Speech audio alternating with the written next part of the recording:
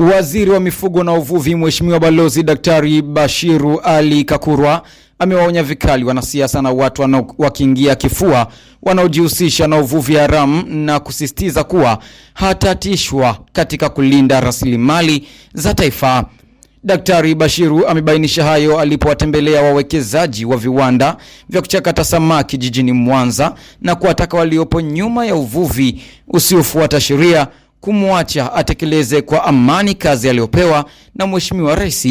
Kilio hicho cha uvuvi haramu kimekuja baada ya uongozi wa kiwanda cha Lake Star Company kupitia mkurugenzi wake Bwana Peter Louis kubainisha changamoto kubwa ya ukosefu wa samaki katika ziwa Victoria, hali inayotishia uzalishaji viwandani kukiwa na mtikisiko mwingine wa kiuchumi duniani. Tumekubaliana na mwekezaji tutatue tatizo la malighafi, na hali ni mbaya sana.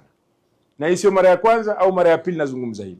Sio mara ya kwanza kuja hapa Mwanza. Nadhani itakuwa mara ya 3 au ya 4.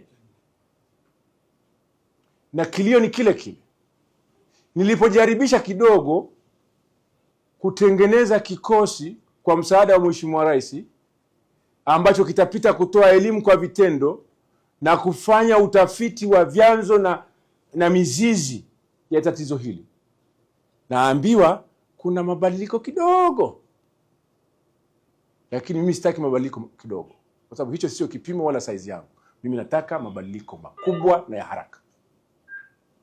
Kwa hiyo niwatahadharishe wale waliozoea, na ninawajua wote kwa majina na walipo. Na wengine nimewakamata na nikawaambia waache. Wengine wanaendelea kukaidi, unamkamata mara ya kwanza, mara ya pili, mara ya tatu. Na wengine wanajifanya wana uswahiba na viongozi wa kisiasa. Ukimgusa tu unapata taarifa kutoka kwa viongozi wenzako wa kisiasa. Viongozi wenzangu wa kisiasa, niacheni nifanye kazi ya Mheshimiwa Rais. Mimi sihongeki, sidanganyiki, sibabaishwi, sitishwi. Kwa sababu bado naamini kazi ninayoifanya ni kwa maslahi ya nchi yangu. Naomba mnipe ushirikiano badala ya kunikwamisha. Yuko mtu mmoja na mstahi, anajifanya yeye anaweza akachezea wizara. Anadiriki hata kupiga simu kwa viongozi wakuu na kuwafokea. Kwa nini mnafanya hivi? Kwa nini mnanifanyia hivi? Kama vile anawafundisha kazi, wakati anajua ni kinyume cha sheria. Namuomba ajirekebishe.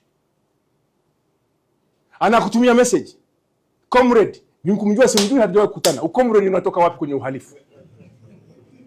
Tukutane hapa, tukutane pale. Wacha mchezo huo. Badilisha biashara, fanya biashara halali.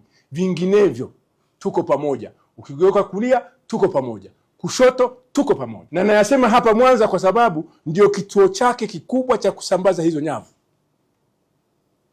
Ukimuuliza anasema nazipeleka Uganda.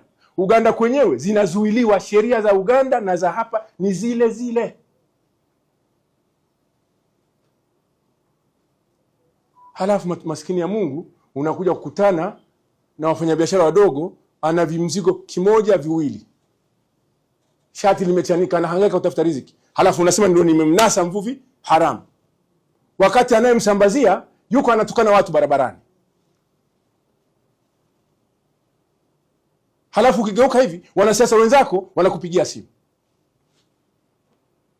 Wanasiasa wenzangu, mnanijua. Mimi sijabadilika. Niacheni nifanye kazi ya serikali.